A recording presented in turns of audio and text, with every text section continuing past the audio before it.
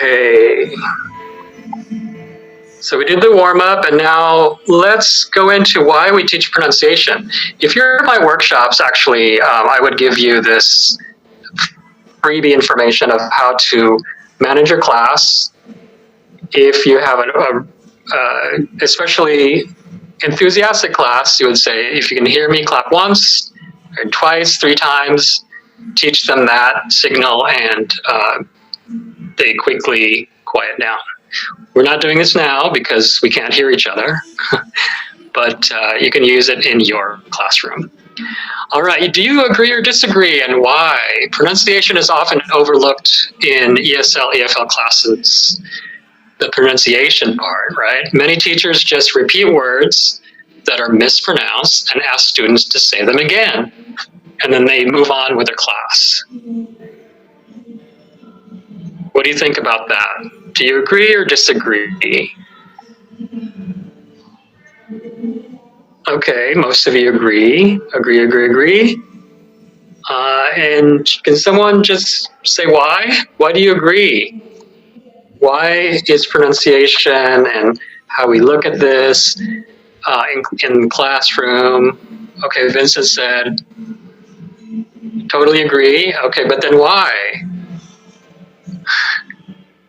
Very basic foundation. Yes, it's very basic. But then this question is, it's overlooked. Like the teachers don't focus on the pronunciation. Okay, it depends on the situation. Yep. Yeah. You're all giving me really good reasons why we should use pronunciation. But the question is, why is pronunciation overlooked by many teachers? Okay. All right, yes. Someone says people are worried because they want to sound like natives. Yeah. They don't focus. Yeah. Time is limited. Yep. Okay. All right, grammar driven. All right, you all gave very good reasons. It's the time, the different focus on grammar. Maybe you don't trust your pronunciation also. Right. I appreciate all those comments.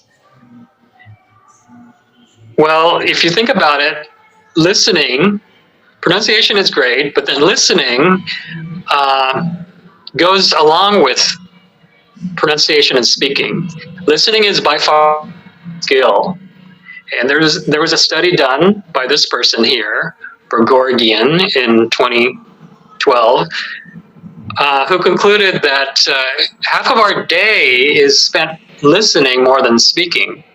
If you think about it right now, I'm doing most of the speaking, like all of the speaking, and you're doing most of the listening. So every day we're listening more than speaking. So when you're teaching this, when you're teaching speaking, the point is to teach more listening.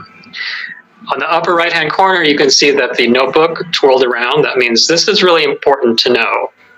Please make a note of that. The note is teach listening and speaking, not just speaking. Okay. And to drive the point even farther, take a look at the statistics for the demand in graduate school in business. Once your students graduate, they eventually will go to a graduate school, perhaps. Well, you know, those schools emphasize the importance of oral communication and listening skills. So yes, both listening and speaking are quite important. You can't just focus on speaking. Listening is thought to be the Cinderella skill in second language learning, because everyone wants to do, oh, speaking, let's improve my speaking. But guess what? I always say that the students cannot, if they don't hear the sound or the phoneme, then the student can't really produce the word. You have to listen to it and then be able to speak it. I translated it here, and I think it's something you should write down, because it's such an important point that many teachers kind of overlook. Now, if you're scared about your own pronunciation in the classroom, well, there's recorded things that you can find anywhere. On CDs, if you have them, Wi-Fi, if it doesn't work, YouTube is a great source, and also the app that I showed you in the classroom that we'll download.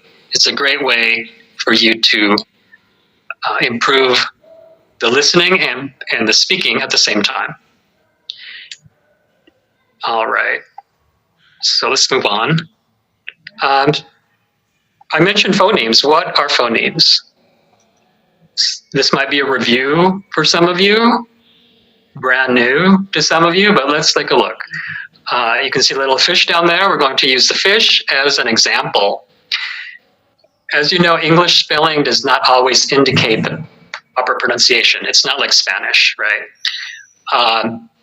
So someone famously claimed that the word fish could be spelled Ghoit, because if you think about it, if you're a learner and you see the word enough, the first word there, E-N-O-U-G-H,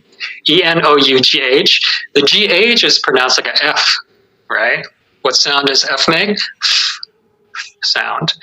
And the O in the word women is pronounced like a I.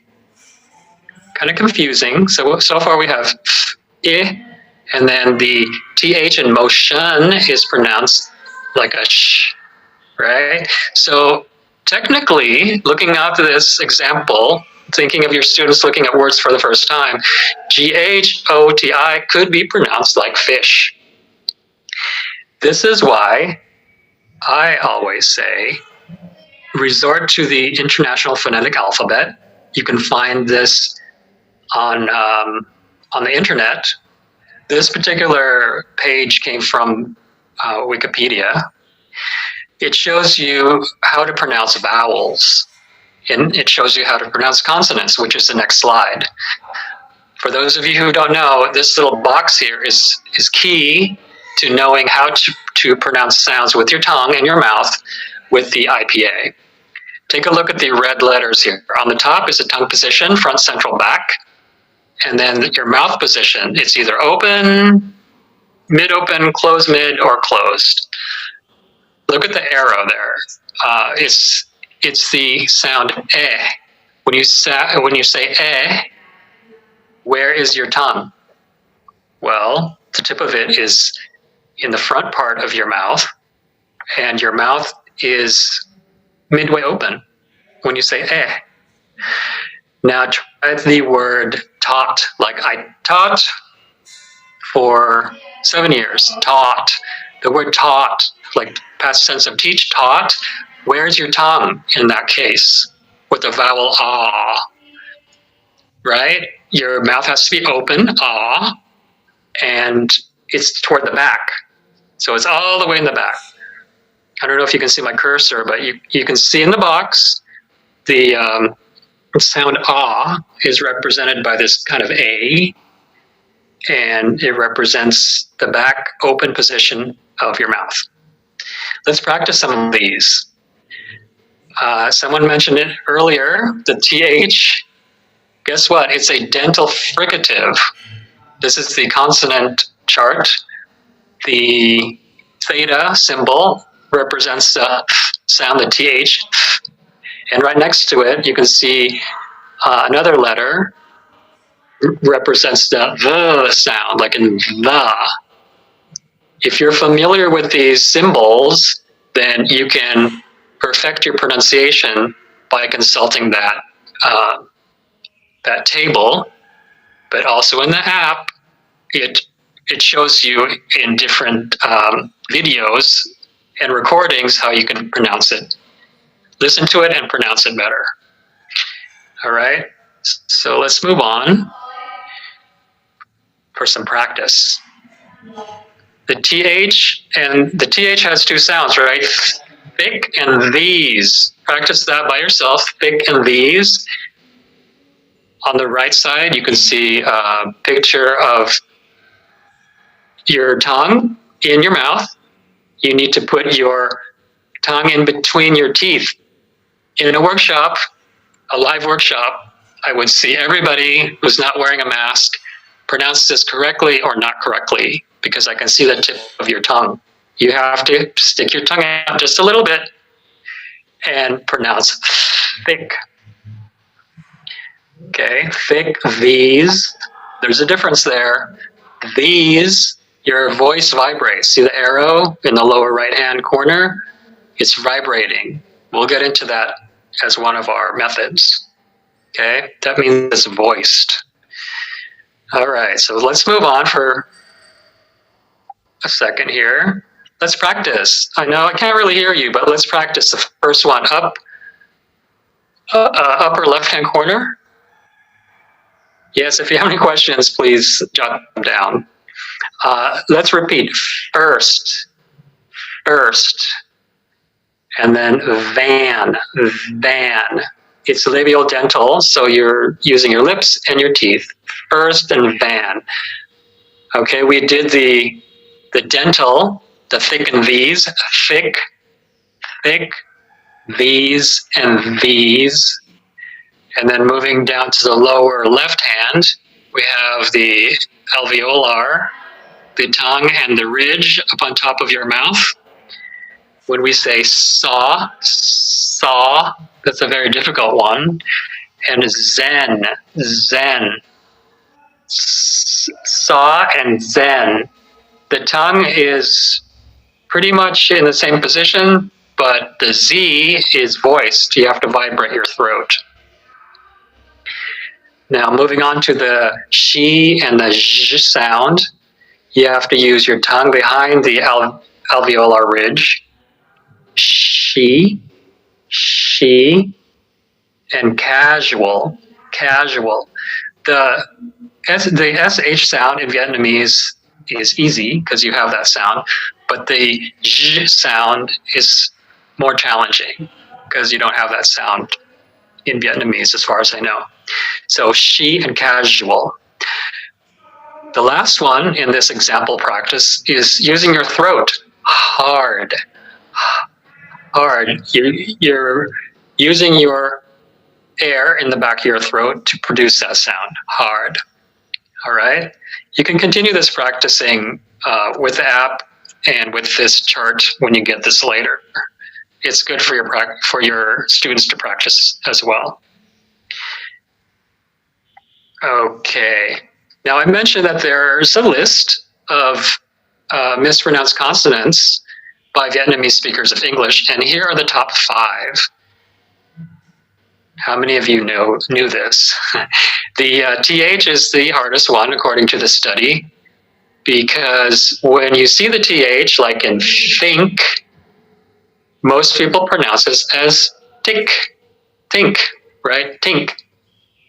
Same with mouth. It doesn't come out as mouth, it comes out as mout.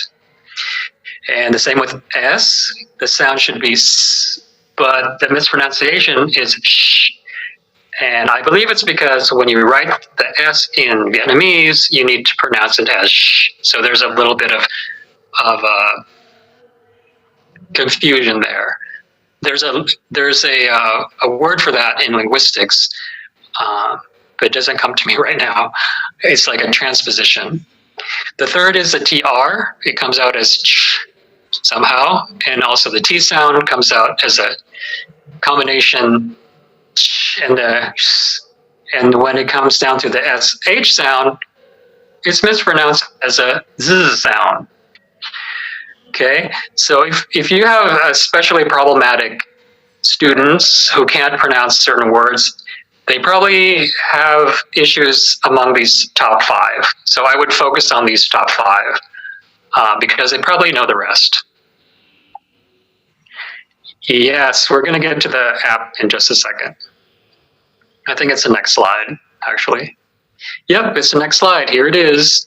This is the app for clear English pronunciation. I found it on mine, on Google Play. I have an Android. I don't know if it's on IO. But you can check to see if it's there. So I'm going to put in the chat the name of the app.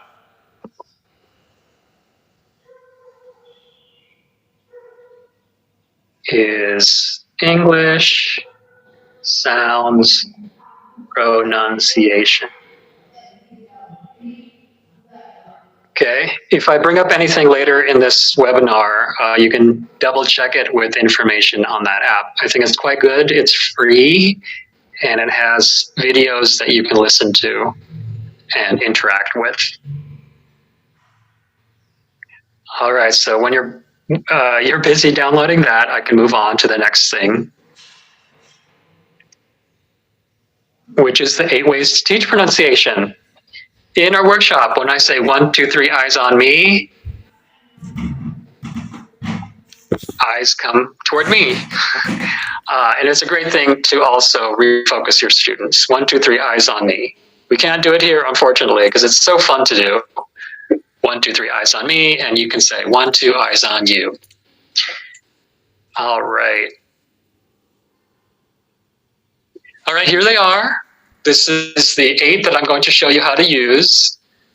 Voicing, linking, aspiration, syllables, mouth position, vowel length, intonation, and targeted sounds. Earlier when I asked you what your problem issues are, I heard 4 of these, so this should be interesting for some of you.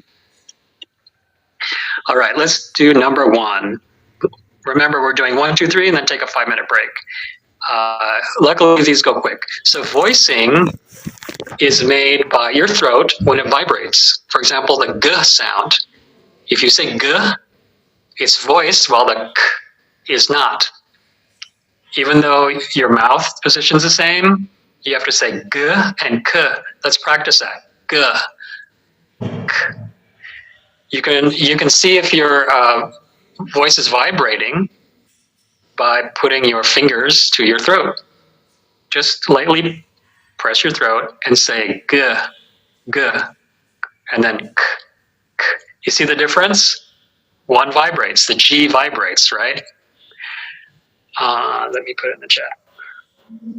G vibrates. It's called voiced. All right, and you can see on the right-hand side, there's a list of voice consonants, the B, D, G, J, L. Practice that. B, D, G, J, L. And then the voiceless ones, which are ch, k, s, sh, all of those. Your voice doesn't vibrate, all right? I can see that there's a notebook up here in the upper right-hand corner. That means jot this down. This is very basic for your primary students learning the alphabet. Okay, let's move on to some practice. This is just a practice for you. Let's see if you can figure out the voiced and voiceless situation with a word like pat and bat, just focusing on the beginning letters, p and b, and then the f and the v in view. Number 3, tear, the t and the d, t, d. Zoo, zoo. You notice that the Z is voiced. You might get vibration on Sue. It's because of the U and the E. It's not because of the S, right? What about number 5? Choke and joke. Ch, ch. That's a hard one. And then number 6, a little easier, the K and the G again. And our favorite, number 7, the think and the this. Think and this. Isn't that fun? I love teaching this to students who first encounter English because they had no idea this mechanism works with their throat. So that might be fun activity for you in your classroom. All right, that's number 1. Let's move on to number 2. Someone wanted to know about linking. Well, here's linking. We pronounce phrases and even whole sentences in one smooth sound instead of like broken down. Let's look at the example. Number 1, the first sentence. There was an old man called Greg. We don't say, there was an old man called Greg, right? This is kind of a long sentence. In order to say this a little bit more fluent, let's go backwards and repeat. So Greg, I can hear you. Greg. Called Greg. Man called Greg. Old man called Greg. An old man called Greg. Look at the red arrow with the N and the O, old man, an old man. You don't say an old man, it's an old man. Same with the S and the A, it becomes a Z sound. Was an old man. Repeat, was an old man. There was an old man called Greg. Isn't that more fluent for you now? There was an old man called Greg. Let's just say the whole thing. Who tried to break open an egg. Look at where the linking happens. The break open, break open. Said together, break open an egg. Everything's together, break open an egg. Who tried to break open an egg. Repeat. Okay, some of you are good. And the third, he kicked it around. He kicked it around, but fell on the ground and found that he'd broken a leg. And found that he'd broken a leg. All right, so that's kind of fun just to show fluency. If you have students who say word for word for word, try linking exercises and show them that there's like a natural linking. Now, there's a special note about the vowel. Write down on your notebook, they all buy at the arcade. I'll give you 10 seconds to write, they all buy at the arcade. We write it that way, but we say with a little Y, they all buy at the arcade with a wide mouth. Okay, these are just little tricks to perfect your pronunciation. There's a rule here. When the first word ends in an A, E, or I, or these sounds, like a Y makes, your lips are wide. You insert a Y sound in there in order to be more fluent. We write pay all, but we say pay all. Can you practice that? Pay all. The end. You don't say the end, you say the end. The end. And lie on. Lie on. We lie on the beach, we lie on the bed, we lie on the couch. Right? So just practicing that makes you a little bit more fluent. Well, we have the wide mouth. What about the round mouth? This is a rounded O and U. Let's see how that works. We write the sentence, you all go out too often.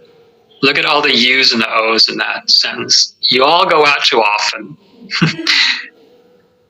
You don't say, you all go out too often. You say, you all go out too often. Notice the little W in between. You all go out too often. Now the rule is here, when the first word ends in a O or U, like you, or sounds like ooh, your lips are round. You insert a little W in there at the beginning of the next word. Like you all, like a wall. You all go out too often. We write go out, but we say go out. We write too often, but we say too often. Too often. All right, that's always fun, right? Write that down. We get to the third one, which is a little easier, fun, and then we can take a 5-minute break. This is aspiration. This is where your little piece of paper comes in. Okay, take a little piece of paper. Aspiration is when a puff of air is produced when you say a letter. So, for example, hold up the paper in front of your lips and say P. All right. Hey, what about it moves a little bit, not as much as a p, right? But it moves. Also moves. Also moves. You can check in the classroom real quick who is saying this right or not by the movement of the paper. Okay. If you don't have paper, you can use tissue, which is a little bit lighter. But this is kind of fun. Let's practice with Peter. So your paper should be moving a lot. So let's practice. Peter Piper. We're going to have the P sound here. Peter Piper picked a peck of pickled peppers. For his visual in the background, you can see the pickled peppers in the background. If you're advanced, you can practice. If Peter Piper picked a peck of pickled peppers, how many pickled peppers did Peter Piper pick? Your paper should be moving. If you had another one, let's see, another popular would be Sally. You know Sally with the seashells? Does that vibrate? Sally sells seashells by the seashore. Nothing. It doesn't vibrate because there's no aspiration. How about the woodchuck? How much wood would a woodchuck chuck? Nothing. How much ground would a groundhog hog? Well, as much wood as a woodchuck chuck if a woodchuck could chuck wood, right? None of those, but Peter Piper certainly makes this vibrate. Okay, that's always fun for learners on the first level. Okay, number 4, syllables. Someone asked about this earlier. Syllables are cool because you can know more about the word using a syllable. Let's read. A syllable is a word or part of a word that contains a single vowel sound. It's a single unit of speech. When a word has more than one syllable, not all syllables are pronounced with the same degree of force. Let's repeat that again. If there's 2 syllables, you're going to say one a little stronger. Okay? So the syllable which is pronounced with greater force is called a stressed syllable. You can also hear it as an accent syllable. Accent means emphasis, right? So let's take a look at some examples here. When 2 syllables can be used as a noun or a verb, you stress the first syllable for nouns and the second syllable for verbs. For example, present. The pre is stressed, it's emphasized because it's a noun, present. But the same word, present, is the verb. You might get confused if someone says, we'd like to present you with a present. That's no, right? The right word or right way to say it is, we'd like to present you with a present. Practice that. You can practice that by yourself. We'd like to present you with a present. You can practice these with your students with other longer syllables like beautiful, telephone, Florida. You can see the stress, right? These occurred in the game as well. Let's see. I have a practice here. Let's just listen and repeat. And remember, you're focusing on the first part, on nouns, and the second part, verbs. Project and project. Project, project. Object, object. Object, object. And then convict and convict. They convict the convict. And here's our present, and then suspect. She was a suspect. He was a suspect. They suspected that person. They suspected. And what about record? Plays a record, but then we record a video. Record a video. You can record a record. Contrast and contrast.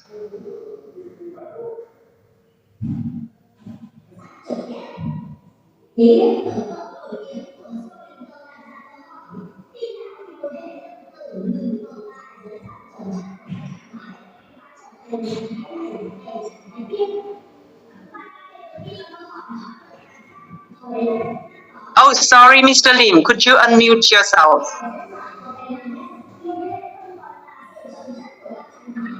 How long have I been muted? Just a minute. Just a minute. Sorry. Okay. So you heard me with all these repeating, right? I hope you repeated with me. Yes. Okay, thank you for pointing that out. Yeah, these two lists are great for you to contrast. Let's move on to the mouth position. This is where your mirror or your Zoom camera comes in, because you can teach mouth position to your students. The descriptions of the sound and mouth position help students increase the awareness of subtle sound differences. So for example, let's go down to the TH. You see where the tip of the tongue is there? On your mirror, if you have it in front of you, you can practice the th sound, the or this. What about the on the top, the l sound? The tongue is there, but it's hidden. It doesn't come out. L, l. So you can practice the l and the f sound. In the app, you can look up these sounds, and they can show you in more detail how to use them. Let's do a little game here. I'm going to pronounce these, and I'm going to mute when I say them, and you put down on the chat what number I say. Let's review from 0 to 9 first. Port. Look at my mouth. Port. Pit. Pit. Pat. Pat. Number 3, pert. Pert. Number 4, pet. Pet. Number 5, pot. Pot. Number 6, put. Put. Number 7, put. Put. Number 8, part. Part. And number 9, Pete. Pete. Okay. I'm going to mute and say one of these.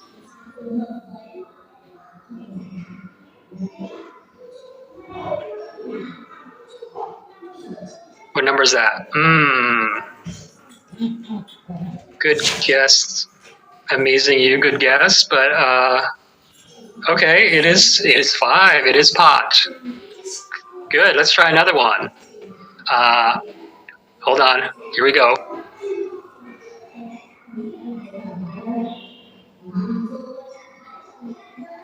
Okay, it was number 9. So lots of 1s and 9s. Look, Pete is different from port. Number 9 is Pete. Number 0 is port. Pete, port. There's a big difference. Want to try one more? It's a hard one. My favorite.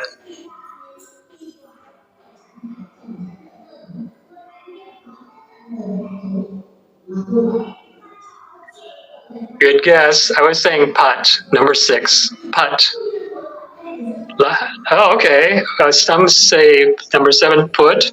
You see how confusing it is? No one says putt, but maybe you don't know what putt is. If you play golf, like if you hit the ball just a little bit, that's a putt. So maybe you didn't know the word, but it was number 6. How fun was that? Real fun, right? Okay, let's move on. Vowel length. Take out your rubber band. This is where your rubber band comes in. Now, you know that there's long and short vowel sound, right? So bit would be normal, bit, short. But then we say bead, bead. Elongate that, bead. Bit, bead. Bit, bead. Now, some words are in between. What about beat? Beat. And bid. Bid. You see how it's a little bit longer than bit, but not as long as bead. This is very good as a visual for your students to know that you're saying something short, bit, or longer, bead. Here's a list here. All right, you know this famous one, sheep, ship, sheep, ship. And then we have heat, hit, heat, hit. What about eat it? Eat it. We wouldn't say eat it. We'd say eat it, right? As we link those two, eat it. What about seat, sit? Seat, sit. And then one of my favorite fruits, peach, pitch. Peach, pitch. Okay, just with the rubber band. It's really helpful for your students to visualize. All right, let's move on. How about intonation? These are the last two, intonation. Now, the intonation is how we say things. What word we stress and the way the voice rises and falls when we speak is the music of the language. There are two patterns of intonation in English. There's a falling intonation and a rising intonation. All right. So when you have a list of words like this, well, it's the same sentence, but it's in a list. I'm going to say the stressed word and it will change the meaning. So for example, Jack will cycle to the restaurant tonight. Jack will cycle to the restaurant tonight. We emphasize Jack because maybe you have a couple friends, right? It's Jack who's going to cycle. The rest are coming by grab, right? What about number two? Jack will cycle to the restaurant tonight. He will cycle. Like maybe he was hesitant before, but then you confirm, oh, he will cycle to the restaurant. And number three, he will cycle to the restaurant tonight. He's not going to take grab. He's not going to walk. He'll cycle to the restaurant tonight. And number four, Jack will cycle to the restaurant tonight. He's going to the restaurant. That's important because what if you're meeting? He's going to the restaurant. He's not coming from the restaurant, right? Number five, Jack will cycle to the restaurant tonight. You're emphasizing restaurant. He's not going to school. He's not going to the opera. He's going to the restaurant tonight. And the last one, Jack will cycle to the restaurant tonight. Not tomorrow, not yesterday, but tonight. So you can see that just by giving some emphasis on certain words and how you say it will give a totally different meaning. There's an example here, kind of famous. When you say, let's eat grandma, let's eat grandma, what's grandma going to think? Oh, she's going to be the dinner. But if you say, let's eat grandma, okay, I'm coming, I can't wait to eat.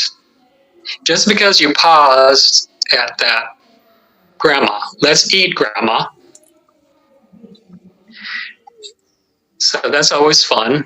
There's a comment, it depends on the speaker's intent. Yes, this intention is depending on the speaker's meaning. That's right. So you get a lot of meaning from the intonation and emphasis they put on certain words. Very good point. And our very last one of my favorites actually, this is a cool one. These are targeted sounds. You focus on sounds that your students have issues with. So depending on the first language in Vietnamese and what sounds English has that the first language does not have, remember when we compare the sounds of Vietnamese with sounds of English, you'll find pronunciation of certain words more challenging. What we cannot discern through listening, we cannot produce. Again, this sentence, I told you before at the beginning, what your students cannot listen, they can't say. So return to the diagrams of the mouth and the tongue positions to practice this one. This is like an activity that combines all of the things that we discussed. Number 1 through 7 combines into this one. It's called minimal pairs. I'm sure you've heard about it. And also the tongue twisters, right? So let's see if we have an example of that. Yes, we do. So take a look at the drawing here of the boy on top. identical sentences, but the phoneme changes. He's got a first. He's got a first. That means he's got a medal, right? But then the second sound, he's got a thirst. He's got a thirst. And that means he's really thirsty. Maybe he went running. It's a hot day. He's got a thirst. Okay. What about fin and thin? A fin soup, please. I'd never say this. A fin soup, please. But, you know, I would say a thin soup, please. Maybe if the soup is thick, I'd ask for a thin soup. And hopefully I don't get a fin soup. What about minimal pairs C? There's a picture of a tree, and on the other side is a picture of a 3. How many of your students confuse these? Tree and 3. It's a big tree. It's a big 3. Big difference. 3 and tree. If you find that's happening, you can focus on this sound with pairs. And then the last one, tanks and thanks. The president sends his tanks. There's a war. But if you say the president sends his thanks, then that's completely different. You're happy at that point, right? Tanks and thanks. Let's see, do we have time for like a little game? We don't. Maybe we can do like 4 of these. Want to do 4? So get your notebook and just number from 1 to 4 instead of 1 to 10. This goes real quick, don't worry.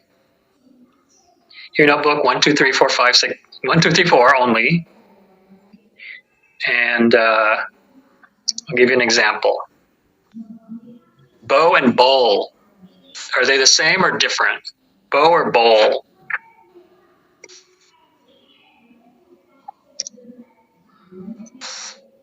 They are different. Okay, so I'm going to show you, or I'm going to say 3 pairs of words, and you say if they're different or not different. Car, car, car, car. Number 3, share, shared. Share, shared. And number 4, team, teams. Team, teams. Okay. Well, we don't have time to do the rest of our list, but I can show you in the next slide. Good, good. You see, these are the words I said. Bow, bowl, different. Car, car, same. Share, shared, different. Yeah, most of you are getting these, I see in the chat. Team and teams. That last S is sometimes difficult. And then I would say grin, grin. And you can see that this works for your class. The other words are these: gray, grape, shore, shorn, grab, grab. That's easy, everyone knows that sound. Bow, bone, my and might. That would be the list. You're going to get this list later when I share the PowerPoint. Okay, we had a quiz, another game, but we're not going to play it because we don't have time. But I want you to take a look at your notes. Did you write these important things as we sum everything up? The number 1 thing is teach both listening and speaking. Number 2, students must hear the sound to speak the sound. Number 3, use the IPA, International Phonetic Alphabet. You can Google it. This is more like for you to know as a teacher, but slowly you can introduce a few things because it's pretty complicated. You know, you have to be like a linguist or someone who's studying languages to understand this. But if your pronunciation is good, your students will be better because of your pronunciation. And number 4, focus on the top 5 sounds in Vietnamese: the TH, the S, the TR, the T, and the SH. Okay? So hopefully you got those 5 points. And also for syllables, the mouth position with the mirror, the vowel length with your rubber band, the intonation with the meaning, and the targeted sounds with the minimal pairs. all great techniques and methods for you to be a better teacher.